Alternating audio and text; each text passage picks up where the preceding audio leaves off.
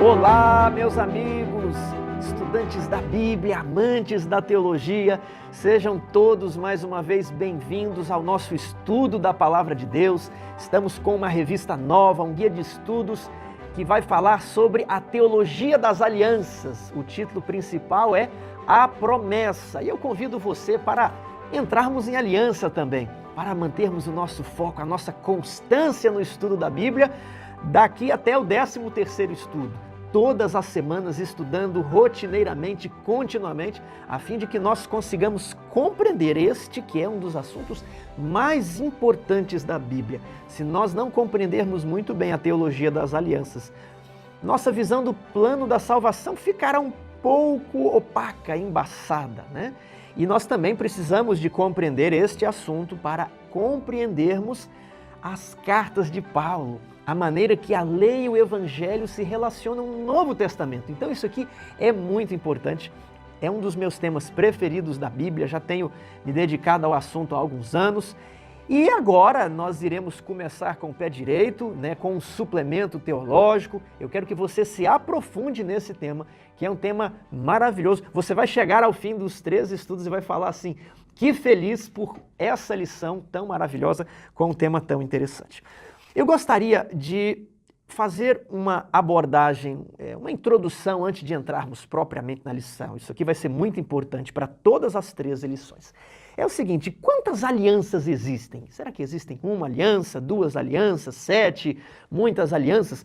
Qual que é a posição oficial da igreja? Olha, a Igreja Adventista não possui uma posição oficial sobre a quantidade de alianças, sobre a teologia de alianças. Nós temos uma posição oficial sobre o milênio, sobre o batismo e Santa Ceia, sobre Trindade, sobre o santuário celestial, sobre a volta de Jesus. Então, sobre esses tópicos, há um documento oficial definindo ali as bases, os limites da interpretação. Agora, sobre a teologia das alianças, se existem 1, 2 e como elas se relacionam, nós não temos uma crença fundamental. As crenças fundamentais costumam vir aqui no início da lição. Na lição de Isaías você pode procurar lá as nossas 28 crenças e não existe algo definido sobre as alianças. Tiago, então como que nós fazemos? A igreja achou por bem deixar que cada membro interprete como ele melhor compreende, como ele tem mais convicção e como ele tem mais fé. Então o que existe é a posição de fulano de tal, a posição de cicrano, a posição desse ou daquele estudante, deste ou daquele teólogo. Mas eu gostaria de fazer uma retrospectiva histórica do desenvolvimento da teologia das alianças dentro da Igreja Adventista. Tradicionalmente, os nossos pioneiros acreditavam em 2 alianças distintas e diferentes. E isso nós podemos ver aqui neste livro chamado Estudos Bíblicos. Este é um livro que vem sendo reeditado desde os primórdios da Igreja Adventista e ele é publicado pela Casa Publicadora Brasileira, nossa publicadora oficial no Brasil. Praticamente, Estudos Bíblicos era a nossa primeira teologia sistemática. Ele é no estilo de perguntas e respostas, está dividido por sessões e tópicos dentro de cada sessão. Um livro muito interessante e que ele vem bem desde o início da nossa igreja, compilando ali os principais temas. Então, os estudos bíblicos trazem um capítulo chamado Os 2 Concertos, onde eles trabalham a ideia das 2 alianças. Outro livro no mesmo estilo é Princípios de Vida, também publicado pela Casa Publicadora Brasileira. Princípios de Vida da Palavra de Deus, estudo sistemático das principais doutrinas da Bíblia. E ele também possui um capítulo intitulado Os 2 Concertos. E ele traz perguntas, respostas, textos bíblicos, notas, na forma de um estudo bíblico sobre a teologia das alianças. Eu tenho aqui este outro livro, está em inglês, Drama of Ages. Ele foi escrito por um presidente da Igreja Adventista, um pastor que depois se tornou presidente. O nome do autor é William Branson. E ele escreveu este livro sobre uma visão geral da Bíblia, uma visão do Evangelho, do grande conflito. E ele também tem um capítulo dedicado à teologia das alianças, sendo 2 alianças, 2 concertos distintos e diferentes. Agora, mais ou menos em 1952, e olha que engraçado, o Branson, ele era um pastor e ele se tornou presidente da Igreja Adventista. E ele convocou uma conferência bíblica, né, reunindo os principais teólogos, pastores da igreja, para, né, refinar o pensamento adventista, para trazer abordagens mais atualizadas das nossas crenças, né? Então, um dos participantes, um dos pastores, teólogos convocados na época, era Edward Heppenstall, e ele ficou encarregado de escrever sobre o tema A Lei e os Concertos. E o artigo dele é justamente esse. Eu vou colocar aqui na tela. Tudo foi publicado no livro Our Firm Foundation, volume 1 e volume 2. Esse aqui é o volume 1. Ali à direita você tem The Covenants and the Law, by Edward Heppenstall. E aqui você tem as primeiras páginas do artigo do Heppenstall, publicado ali em 1952, por ocasião da Conferência Bíblica de 1952. A questão é que esse artigo do Dr. Heppenstall, ele alterou a compreensão clássica adventista, que, como eu mostrei, está destacada aqui nos Estudos Bíblicos, Princípios de Vida e no livro do William Branson. Nesses livros clássicos, a ideia era de que havia duas alianças. O Heppenstall falou assim, olha, eu acho que existem uma única aliança que é a aliança da graça. Não existem duas alianças, existe apenas uma aliança. E a aliança do Sinai? Não, a aliança do Sinai ela também é uma aliança de graça, mas os israelitas a receberam e a perverteram, segundo os seus próprios juízos. Por isso, ela passou a ser uma aliança pervertida pelo homem, mas Deus a fez como uma aliança de graça. Então, para o Heppenstall, existe apenas uma única aliança, que sempre foi a aliança de graça. A aliança do Sinai foi algo pervertido pelos judeus. Colega do Heppenstall, né, contemporâneo dele, né, colega de trabalho, é o doutor Hans K. LaRondelle, e ele escreveu Nosso Criador Redentor, Introdução à Teologia Bíblica da Aliança. Veja como que ele coloca a questão da aliança, porque ele acredita que também existe apenas uma única aliança. Então, essa nova escola de teologia entende que, apesar da Bíblia dizer novo concerto, velho concerto, tudo não passava de uma única aliança pela graça. Agora, a posição dos pioneiros adventistas era de que existia duas alianças, e uma aliança possuía a graça, que é a aliança eterna, e uma outra aliança, que era chamado de pacto de obras, teologicamente, a aliança do Sinai, não possuía graça nem perdão. A aliança eterna, ela possuía graça e regeneração da mente, e a aliança do Sinai não possuía essa provisão para perdão de pecados. Tiago, como que era isso então? Esse concerto do Sinai, dizem esses livros aqui que eu mostrei, a aliança do Sinai era semelhante ao concerto de Adão e Eva no Éden, um pacto de obras. Ela foi uma aliança criada para alguém que nunca pecou. Por isso, ela era baseada nos méritos do indivíduo.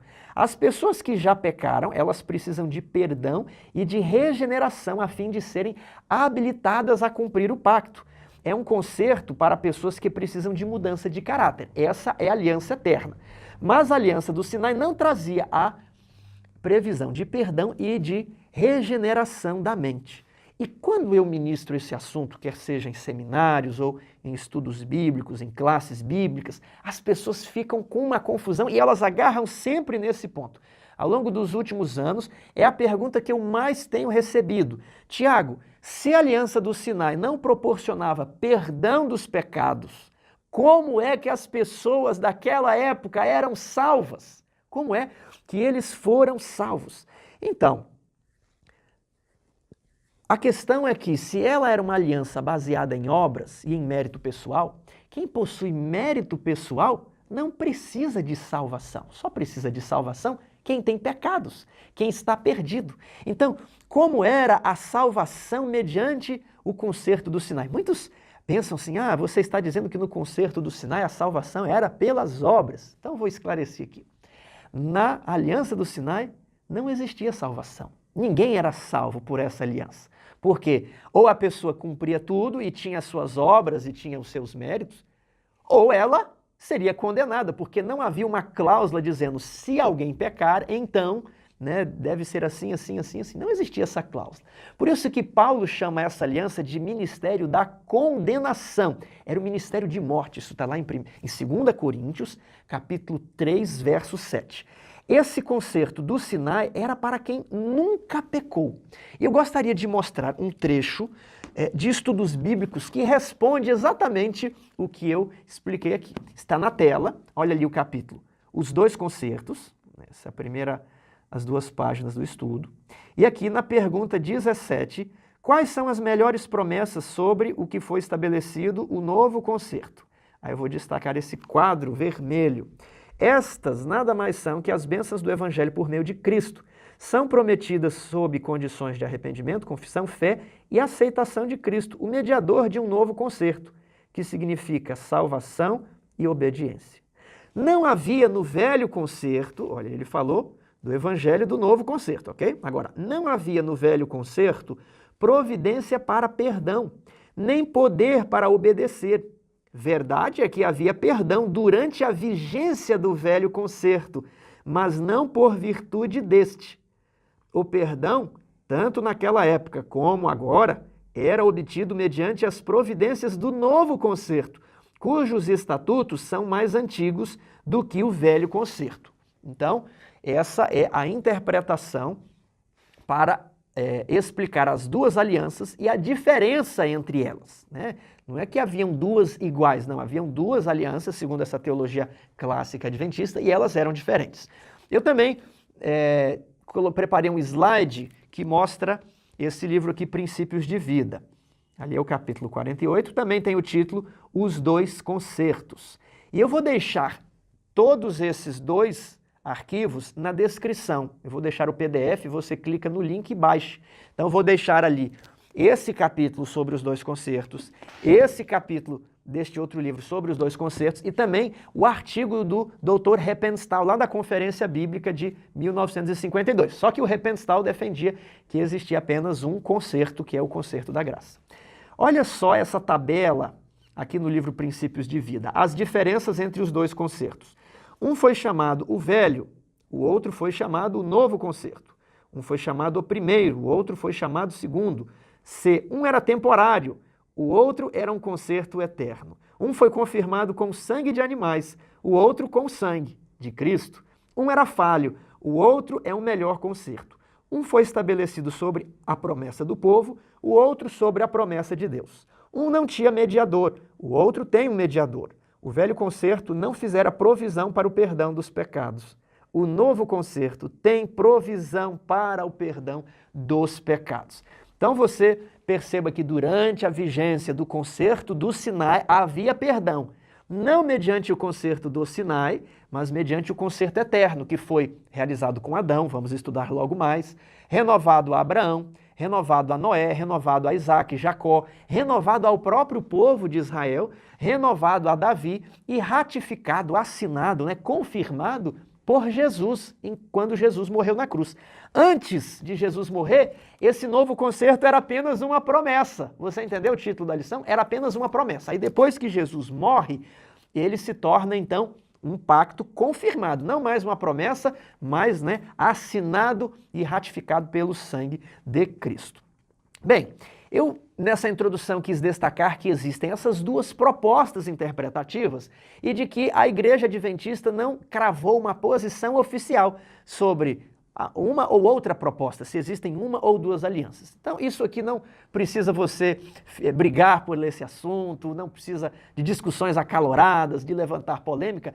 Cada membro da igreja pode, segundo a sua própria consciência, o seu próprio estudo da Bíblia, definir se ele quer ficar com uma proposta, com a outra proposta, como que ele vai interpretar a Bíblia. Tiago, qual é então, agora eu estou curioso, qual é a proposta defendida pelo autor da lição deste trimestre? Olha, eu dei uma folheada, como nós fazemos sempre que recebemos a lição, e me parece que ele vai defender a proposta de que existe uma única aliança. Ele vai na linha do Heppenstall e do La Rondelli, La Rondelli eu mostrei o livro aqui e o Heppenstall eu mostrei o artigo na tela. Parece que ele vai seguir essa proposta. Tiago, qual que é a sua posição particular? Bem, a minha posição particular é a posição clássica do Adventismo, que está esboçada nestes livros aqui, né?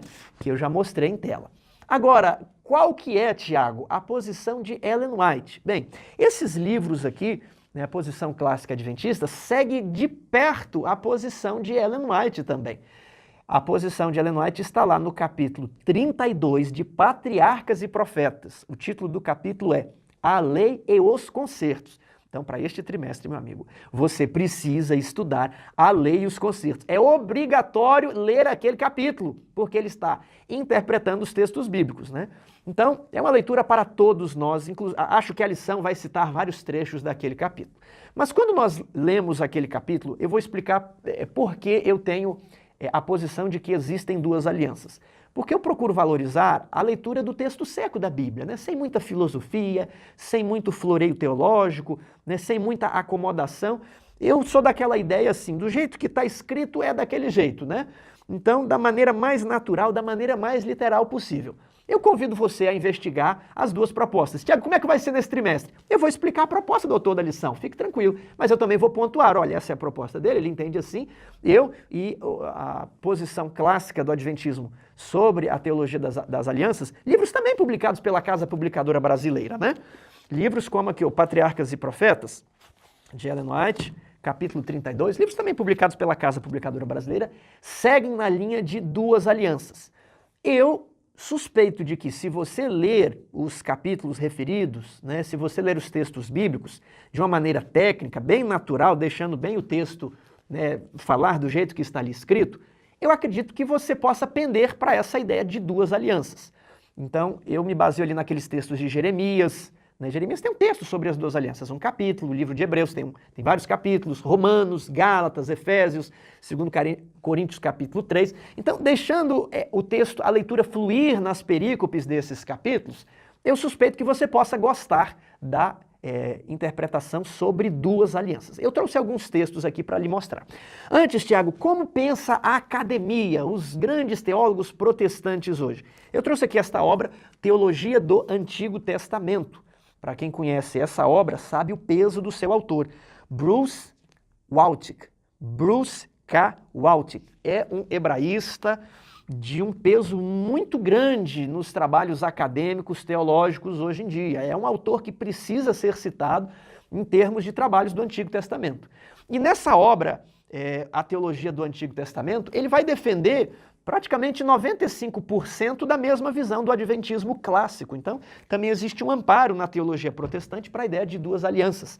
Aliás, a posição do adventismo clássico, ela reflete, em grande parte, a posição da Confissão de Fé de Westminster, que é um documento protestante ali da primeira fase da Reforma. Tudo bem? Então nós vamos trabalhar as duas posições ao longo da lição. E você pode escolher uma ou outra posição. A igreja deixou esse assunto aberto para você. Vamos dar uma olhada aqui em textos do Novo Testamento. Gálatas 3:24. Estas coisas são alegóricas porque estas mulheres são duas alianças. Agora, Romanos 9:4. São israelitas, pertencem-lhes a adoção e também a glória, as alianças, a legislação, o culto e as promessas. Você viu no texto de Gálatas duas alianças e aqui no texto de Romano as alianças no plural. Então, como eu leio? Se ali está no plural, é mais de uma, né? Se está escrito duas, então eu vou entender duas. Eu não sou muito daquela linha, olha, ele disse duas, mas na verdade ele queria dizer uma. Eu sou bem literal, como vocês viram na nossa lição sobre interpretação da Bíblia no segundo trimestre do ano passado. A regra de ouro lá, devemos, né, deixar que a Bíblia seja interpretada da maneira mais natural, mais óbvia, mais literal possível, a menos que haja uma figura, né, ou um símbolo empregado. Então essa, pelo menos, é a regra da minha vida. Aqui em Hebreus 8:7 diz assim, porque se aquela primeira aliança tivesse sido sem defeito, de maneira alguma estaria sendo buscado lugar para uma segunda. Então eu acho uma dificuldade da posição que sustenta apenas uma única aliança em responder a esses textos, né? Como explicar esses textos? Eu vejo um ponto frágil nessa outra posição. Veja agora esse texto de Patriarcas e Profetas, que é o livro que eu trouxe aqui, que é a teologia de Ellen White sobre o assunto. Ela diz assim, na página 370. Assim como a Bíblia apresenta duas leis, uma imutável e eterna, e outra provisória e temporária, assim há dois concertos. Um texto que eu também considero muito difícil para ser explicado por quem admite apenas uma única aliança. O concerto da graça foi feito primeiramente com o homem no Éden, quando depois da queda foi feita uma promessa divina de que a semente da mulher feriria a cabeça da serpente. Outro pacto chamado nas Escrituras o Velho Concerto foi firmado entre Deus e Israel no Sinai e foi então ratificado pelo sangue de um sacrifício. As condições do Velho Concerto eram: obedece e vive, cumprindo os estatutos e juízos, o homem viverá por eles. Aí ela cita Ezequiel 20:11 e Levítico 18:5, que são a base teológica ali do pacto de obras, do concerto do Sinai, né? Obedece, vive, desobedece, morre. Não haveria a ideia de perdão. Ela citou os textos para justificar a afirmação. Mas maldito aquele que não confirmar as palavras desta lei. Aí ela citou Deuteronômio 27 e 26. O novo concerto foi estabelecido com melhores promessas. Promessas do perdão dos pecados e da graça de Deus para renovar o coração e levá-lo à harmonia com os princípios da lei de Deus. Então você vê que nesse capítulo aqui, ela destaca dois concertos diferentes e ela faz que ela demonstra que eles estão sobre bases diferentes. Um era obedece, vive, desobedece, morre, não existe salvação, e o outro era perdão, havia a provisão para perdão de pecados e regeneração da mente para que a lei fosse escrita no coração. Feito então essa digressão, esse suplemento histórico para que você tenha essa consciência do desenvolvimento teológico da teologia das alianças, você entenda que algumas pessoas ficam com a proposta A e outras com a proposta B. No mundo evangélico tem inclusive uma terceira proposta de que existem 7 alianças diferentes, como aqueles que possuem a Bíblia, como eu, do Scofield. Bíblia comentada pelo Scofield, é a minha Bíblia que propõe 7 alianças. Então, vamos nos respeitar, vamos fazer um diálogo construtivo e eu vou abordar aqui as duas posições na lição. O que aconteceu é a lição número 1. Vamos para a parte de domingo, que traz aqui uma proposta engraçada para a explicação das origens. E ela é engraçada, pois ela esbarra na lei de que era preciso um causador, uma causa inicial para movimentar todas as coisas, né? Um motor não se move sozinho, ele precisa de um combustível. E para fazer aquele combustível você precisa de outro motor e de outro motor. Então, se você for retroagindo infinitamente, é absurdo. Por isso, filosoficamente, entende-se que você não pode sempre ter uma causa de uma causa infinitamente. É preciso que exista um criador, alguém que dê o start. E aqui é a pergunta número 1, agora baseada na revelação bíblica e não mais na filosofia. Leia os seguintes textos. Como cada um deles responde às perguntas acima? Que aspectos todos esses textos têm em comum? Eu resumi, olha, Gênesis 1:1. No princípio criou Deus o céu e a terra. Salmo diz que Deus nos fez, Ele é o nosso proprietário. Depois Isaías 40:28, olha, não sabia que o Criador não se cansa nem se fatiga. Atos 17:26, de um só casal fez toda a raça humana. Efésios 3:9, Ele criou tudo. Lá em Hebreus, capítulo 1, nós somos obras das mãos de Deus. Então a minha resposta foi: Deus, por meio de Cristo, criou tudo. Somos obras de suas mãos. Ah, Tiago, me prove isso. Aqui, quando entramos na teologia, nós não estamos trabalhando em laboratório, nós não estamos na perspectiva do materialismo científico. Tem certas coisas que nós não temos como provar, nós aceitamos pela fé. Então, existe esse pedaço, essa área aqui da fé que trabalha juntamente com o raciocínio, com a revelação. Então, ou aceitamos pela fé ou não aceitamos esse fato. Então, fomos criados por Deus.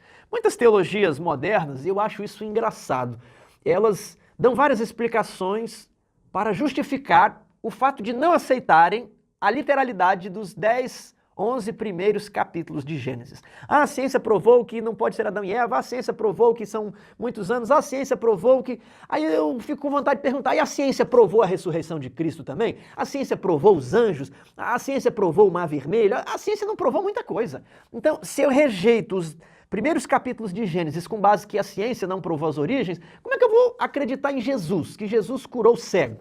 Como é que eu vou acreditar que Jesus subiu ao céu? A ciência também não provou. Então, é incoerente eu aceitar Jesus e rejeitar Adão. Segunda-feira, a imagem do Criador. Deus criou a humanidade, homem e mulher à sua imagem. O que significa o fato de Deus ter nos criado à sua imagem. Em que sentido somos feitos à sua imagem? Em forma física e em forma moral, em forma espiritual. Deus possui atributos que são apenas atributos dele, né? Onipotência, onipresença, onisciência. Só que ele comunica outros atributos do seu caráter, como a sua santidade, a sua pureza, a sua justiça. Então são atributos comunicáveis do caráter de Deus. Ele criou Adão e Eva comunicando todos esses atributos de maneira pura, de maneira perfeita. E também com a mesma estrutura básica de Deus. Somos semelhantes a Ele, pois temos a faculdade do raciocínio e também temos a sua aparência física. Não apenas um, nem apenas o outro. O segundo tópico ali, o Senhor fez outras coisas à sua imagem, além do ser humano. O que isso revela sobre nossa condição única, em contraste com o restante da criação? Não, Deus fez apenas o homem à sua imagem. O que isso revela? Que nós estamos em um nível diferente dos animais. Normalmente na escola secular, nas aulas de biologia, é dito que existem o reino das plantas e o reino dos animais, ao qual nós pertencemos. Só que não é bem assim. Existem as plantas, o reino dos animais, e nós temos uma qualificação diferente. Nós recebemos a ordem de dominar sobre os dois outros reinos, das plantas e dos animais. Nós fomos a única espécie criada à imagem de Deus. Por isso nós temos essa aptidão moral, essa aptidão espiritual que nenhum outro ser possui. Tudo bem? O que mais no relato da criação diferencia o ser humano das outras criaturas feitas por Deus? Ele recebeu o domínio, o aspecto espiritual, o aspecto moral. A lição também destaca a ideia de direitos humanos, onde Eva é retirada da costela de Adão, não da cabeça nem dos pés. Isso enfatiza a ideia de igualdade do gênero humano. É verdade que hoje existem muitas mazelas causadas pelo pecado, mas Deus criou o mundo perfeito, criou macho e fêmea, homem e mulher, para serem iguais. Vamos para a parte de terça-feira. Deus e a humanidade juntos. E agora nós começamos a entrar na ideia de aliança. Vamos aqui primeiramente responder a ideia. O que é uma aliança? O que é uma aliança? Tiago, uma aliança é um relacionamento. Que bonito, é um relacionamento, né? Agora, eu vou mostrar como essa definição ela ainda é insuficiente. Ela não está errada, mas ela não está completa. Hoje em dia dizemos que os homens se relacionam com as mulheres, e existem muitos tipos de relacionamento. Existem os relacionamentos de um fim de semana, relacionamentos de uma festa, apenas se conhecem, dormem juntos e depois tudo se acabou. E existe também o relacionamento clássico, que é o casamento. Qual é a diferença do ficar com o casamento? É que o casamento exige compromisso. E na Bíblia, o relacionamento entre Deus e o homem, ele é exemplificado como um casamento. É uma relação de compromisso. Então, note que a nossa relação com Deus exige compromisso. E esse compromisso é o conteúdo da aliança, são as cláusulas do contrato. Você já assinou um contrato? Você tem um relacionamento com a companhia de energia, não é? Você precisa pagar todos os meses e ela vai lhe fornecer energia. Se você não paga, ela também não lhe fornece energia. É um relacionamento de compromisso. Assim também era o relacionamento de Adão e Eva com Deus. Exigia-se um compromisso. De acordo com Gênesis 1, 28 e 29, vamos dar uma lida? Gênesis, capítulo 1, verso 28 e 29. Como Deus via o mundo material, o texto sugere que houvesse algo ruim nas coisas materiais e em usufruir essas coisas materiais. E Deus os abençoou, ele lhes disse, sede fecundos, multiplicai-vos, enchei a terra e sujeitai-a, dominai sobre os peixes do mar, sobre as aves dos céus e sobre todo animal que rasteja pela terra. E disse Deus ainda, eis que vos tenho dado todas as ervas que dão semente e se acham na superfície de toda a terra, e todas as árvores em que há fruto que dê semente. Isso vos será para mantimento. Então, quais as lições aprendemos com essas cenas iniciais? Eu respondi aqui, eles deveriam se multiplicar, progresso, eles deviam aumentar em número, plantar, eles deveriam se organizar, construir, criação, invenção, tudo para a glória de Deus, porque naquele mundo tudo seria perpétuo e eterno. Após o pecado, a coisa mudou um pouco. Jesus falou assim, não acumuleis tesouros neste mundo, onde a ferrugem e a traça consomem, onde o ladrão rouba.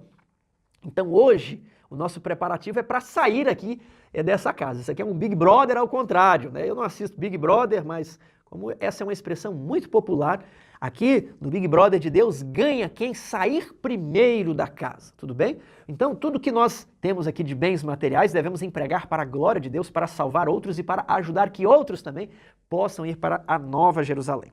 Gênesis 1:28 declara que Deus abençoou Adão e Eva. O que isso significa? Deus queria que eles prosperassem, grandeza. Deus tem planos de prosperidade para cada um de nós, não nesse mundo aqui de pecado. Deus até tem a prosperidade nesse mundo de pecado, só que ela é visando a volta de Jesus. E a verdadeira prosperidade, como estudamos na última lição de Isaías, ela será na nova terra, onde a ferrugem não corrói, nem o ladrão rouba. Então, Deus, ele quis fazer uma aliança. Que tipo de relacionamento isso sugere entre eles e o Criador? Uma aliança é um relacionamento com compromisso, isso que é uma aliança.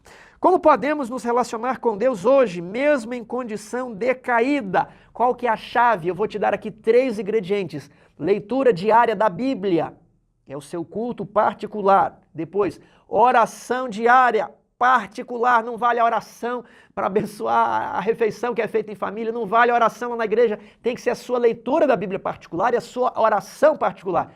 E o terceiro tópico, eliminar os concorrentes. Se você não seguir esses 3 pontos, você não consegue desenvolver. Ninguém vai crescer na graça, crescer na vida cristã, crescer no relacionamento com Deus, sem ler a Bíblia e sem orar. Ah, eu estou ouvindo música, que é a teologia da música. Ouvir música é bom, mas precisa-se de Bíblia e precisa-se de oração. E os concorrentes? Por que você tem que matar os concorrentes? Porque senão eles matam você, eles matam a leitura da Bíblia, eles matam a sua vida de oração. Então, quando nós não temos vontade de orar, é que alguma coisa fica tirando a nossa vontade. Então, você tem que afastar essas ervas daninhas para que elas não suguem os nutrientes, para que possa então florescer a sua planta mediante a vida cristã de leitura da Bíblia e oração. Eu li uma frase de Billy Graham esses dias na internet que diz assim: quer que a sua fé cresça? Então comece a deixar que a Bíblia sature a sua mente. Tudo é Bíblia, não é só no sábado, não é só no culto de domingo, são todos os dias, de manhã, almoço, você conversa sobre a Bíblia, você pensa nos heróis da Bíblia, você procura divulgar a Bíblia, você quer saber as origens da Bíblia, deixe a Bíblia saturar a sua mente e a sua fé automaticamente crescerá. Agora, vamos entrar mais propriamente na aliança ali do Éden, que não é essas 2 alianças das quais nós comentamos, né? Junto à árvore, Adão e Eva foram submetidos a um teste em que tiveram a oportunidade de exercitar o seu livre-arbítrio. Qual foi o teste? Vamos ler Gênesis 2, 16 e 17. Vamos do verso 15. Tomou, pois, o Senhor Deus ao homem e o colocou no jardim do Éden para o cultivar e guardar. Aqui vemos, no contrato entre Deus e o homem, o primeiro dever do homem. Sabe quando você vai assinar contrato, você leva seu filho para a escola e tem ali assim, direitos dos alunos. Aí depois tem assim, deveres dos alunos. Direitos da instituição, deveres da instituição. É mais ou menos assim um contrato. Então aqui eram os deveres de Adão. Então, olha, ele deveria ficar no jardim para o cultivar e o guardar. 16. E Deus lhe deu esta ordem: de toda árvore do jardim comerás livremente. Aqui são os direitos de Adão. Primeiro os deveres, você vai guardar o jardim e o cultivar. Agora, quais são os seus direitos? Você vai poder desfrutar de tudo. Mas da árvore do conhecimento do bem e do mal não comerás, porque no dia em que dela comerdes, certamente morrerás. Se você desobedecer, eu vou ter que executar a sentença de morte. Agora, em sentido contrário, o que nós entendemos? Enquanto ele permanecesse em obediência, ele gozaria da vida eterna, tudo bem? Deus colocou eles numa prova, eles ainda não tinham a vida eterna, eles precisariam ser testados. Adão precisaria passar por essa prova, por esse teste de fé. E era um teste difícil? Normalmente, Deus só faz testes fáceis. Já pensou se o teste fosse assim? Adão, você terá que segurar na ponta desse cipó e pular sobre o abismo. Eva terá de ir sozinho, não pode se segurar no marido. Depois vocês irão de escalar esse vulcão e nas profundezas do mar encontrar uma pérola. Se vocês trouxerem essa pérola aqui, então vocês terão a vida eterna. Não, não era uma coisa tão difícil. Era assim, olha, pode comer de tudo. Só daquela árvore ali, aí aquela vocês não comem não. Mas se vocês cumprirem isso aqui, vida eterna. Tudo bem? Agora, você quer ver outras provas? Lá em Babilônia, qual que era o teste dos 3 hebreus? Não faça nada, fique paradinho, né? Não se ajoelhe diante da estátua. A Bíblia diz que haverá um último teste, que será um teste fácil. É assim, guarde o sábado. O 4º mandamento será a pedra de toque de lealdade entre Deus e você. na aliança entre a humanidade e Deus. São coisas fáceis. Mas o que Adão e Eva fizeram? Eles violaram o seu compromisso. Agora, na nota de rodapé de quarta-feira, o teste foi a árvore do conhecimento do bem e do mal. Enfrentamos testes semelhantes todos os dias, mas é claro, assim como Deus testou Adão e Eva, Ele também nos testa para ver se nós queremos seguir na luz ou se permaneceremos nas trevas. Repito, ninguém será condenado porque um dia andou nas trevas, mas você será impedido de entrar no céu por ter amado mais as trevas depois de ter conhecido a luz. A lei de Deus funciona como um paralelo ao mandamento de Gênesis 2,16? Sim. Quando nós pedimos perdão, Deus espera um tempo e depois nos coloca numa situação semelhante para provar o nosso caráter, para saber o que está no nosso coração, para saber se seremos fiéis ao nosso compromisso, à aliança. Vamos agora para rompimento do relacionamento. 6. Temos a tendência de crer nas pessoas que conhecemos e desconfiar das que não conhecemos. Eva deveria ter seguido essa prática. Mas o que foi que Satanás fez que atrapalhou Eva, que estava na sua natureza perfeita, não caída? Gênesis 3, verso 1. Mas a serpente mais sagaz que todos os animais selváticos que o Senhor Deus tinha feito, disse à mulher: quem é a serpente? A serpente é o diabo. Vou aproveitar que eu estou com o livro do Bruce Waltke aqui e demonstrar como ele espreme esse trecho aqui de Gênesis 3, 1 a 16, até sair a última gota. Ele argumenta que a serpente é o diabo. O que era Satanás por trás ali desse ser, sem recorrer ao Apocalipse, onde está lá o dragão, o diabo, a antiga serpente. Ele vai utilizar só aqui Gênesis capítulo 3. Como é que o Bruce Waltke faz? Qual que é a argumentação dele? Ele diz o seguinte: nenhum animal falava, mas a serpente falava. Que coisa estranha isso. Depois, a serpente tinha conhecimento de coisas fora desta criação. Ou seja, como é que ela teve conhecimento de que Deus conhecia o bem e o mal? Como é que ela teve esse conhecimento prévio, um conhecimento externo a este planeta? Depois, Deus criou todas as coisas boas e viu Deus que tudo que havia feito era bom, mas a serpente era má. A serpente, então, ou o ser que estava por trás da serpente aqui, não era algo desta criação. Você vê que coisa incrível aqui, com esse texto de Gênesis, esprememos aqui e ali até cair as últimas gotinhas de teologia. Depois, os homens, Adão e Eva, deveriam exercer o domínio sobre as obras criadas. Mas, na verdade, foi a serpente que exerceu o domínio sobre eles. Esse ser era um outro ser, não desta criação, não é apenas a serpente, existe uma entidade aqui por trás, por causa desses detalhes, dessas características que destacamos. Esse aqui é o diabo. Então, olha, a serpente mais sagaz que todos os animais selváticos, disse à mulher: é assim que Deus disse, não comereis de toda a árvore do jardim. Então, ela ataca a pessoa que Eva conhecia, ela lança dúvida, ela mistura as palavras de Deus. É mesmo que ele falou que vocês não podem comer nada aqui? A Eva falou: não, do fruto das árvores do jardim podemos comer, mas do fruto da árvore que está no meio do jardim, Deus disse: dele não comereis, nem tocareis nele, para que não morrais. Então a serpente disse à mulher: olha, não é bem assim, é certo que não morrereis, porque Deus sabe que no dia em que dele comerdes, se vos abrirão os olhos e, como Deus, sereis conhecedores do bem e do mal. Vendo a mulher que a árvore era boa para se comer, agradável aos olhos, e árvore desejável para dar entendimento, tomou do fruto e comeu, e deu também ao marido, e ele comeu. A natureza não caída, a natureza perfeita de Adão e Eva, era constituída pelas faculdades superiores, as faculdades racionais, que dominavam as faculdades inferiores, que são as faculdades animalescas, são os instintos. Como Satanás, ele engana Eva, o texto nos diz que, olha só, vendo a mulher que a árvore era boa para se comer, os olhos ali, agradável ao entendimento, aliás, agradável aos olhos, desejável ao paladar, as paixões animalescas de vontade de comer, da satisfação, os instintos falaram mais alto, ok? E então, baseado nos seus instintos, Eva comeu da árvore. A partir daí, há uma inversão das nossas faculdades. Adão e Eva poderiam dominar tranquilamente as suas inclinações, os seus instintos animais. Agora que nós caímos, essas faculdades estão invertidas. As faculdades animais, animalescas, os nossos instintos, eles oprimem as nossas faculdades superiores, as nossas faculdades racionais, de modo que não conseguimos fazer aquilo que nós queremos, porque o nosso instinto fala mais alto que a nossa razão. Então olha quanta coisa nós extraímos desses textos. O compromisso foi quebrado, aquele relacionamento entre Deus e a humanidade foi transgredido, ele foi anulado. E qual que era a pena? No dia em que dela comerdes, certamente morrerás.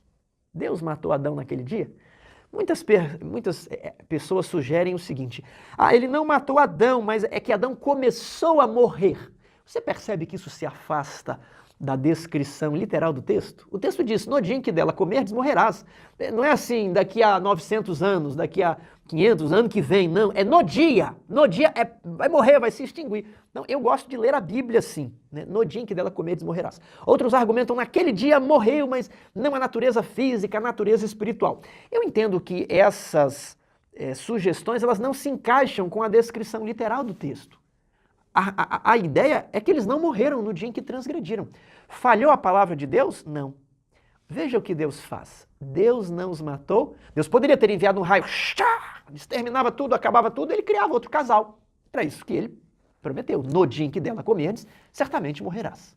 Mas Deus usou de misericórdia. Nesse dia, Cristo revelou um pacto que estivera oculto desde eras eternas, de que se o homem pecasse, um substituto seria providenciado para morrer em lugar do homem. Então aquele pacto do Éden ele foi afastado, tudo bem, e agora Cristo apresenta um novo pacto, ele apresenta a promessa, que está lá em Gênesis 3,15, um dos textos importantíssimos da Bíblia. Porém, inimizade entre ti e a mulher, entre a tua descendência e o seu descendente. Este te ferirá a cabeça, e tu lhe ferirás o calcanhar. Ou seja, haveria inimizade entre Eva e Satanás, entre a descendência da serpente, mas não fala descendência da mulher, fala e o descendente da mulher. Naturalmente, nós seríamos inclinados a fazer amizade com a serpente. Mas Deus ele procura quebrar essa inclinação natural, dizendo que ele poria uma inimizade entre o descendente único, é singular, entre o descendente da mulher e os filhos do diabo e os filhos da serpente. O descendente da mulher esmagaria a cabeça da serpente, apesar dela lhe ferir o calcanhar. Isso aqui é a promessa de que alguém quebraria a maldição, alguém quebraria a escravidão na qual Adão e Eva se meteram. Um texto importante aqui é 2 Pedro 2,19. Esse texto não está na lição e é importantíssimo você abrir e compreender. Prometendo-lhes liberdade quando eles mesmos são escravos da corrupção. Apesar de se dirigir a outras pessoas, foi isso que a serpente fez. Pois aquele que é vencido fica escravo do vencedor. Esse princípio que eu estou utilizando.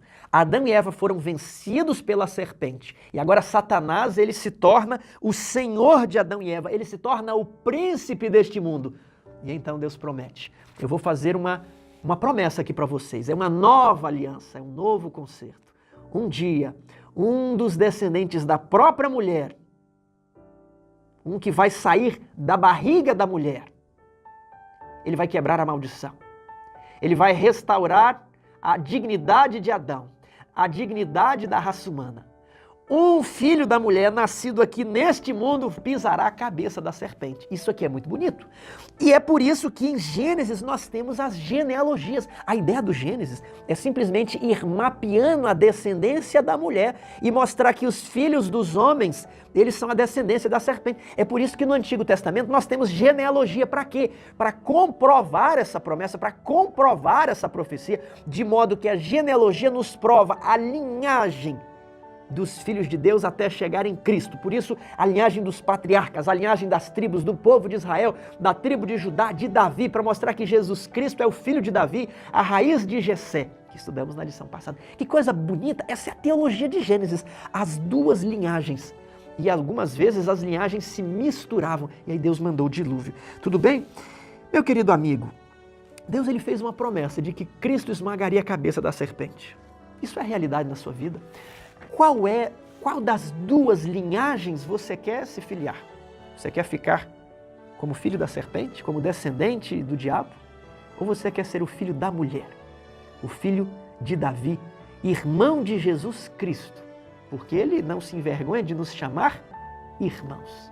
Que você opte por estar ao lado de Jesus, seguir a descendência da luz, da pureza, e que neste trimestre você se empenhe em estudar a Bíblia, em estudar a teologia das alianças, para que um dia possamos ser achados nele, em Cristo, sem ruga, nem mácula ou coisa semelhante.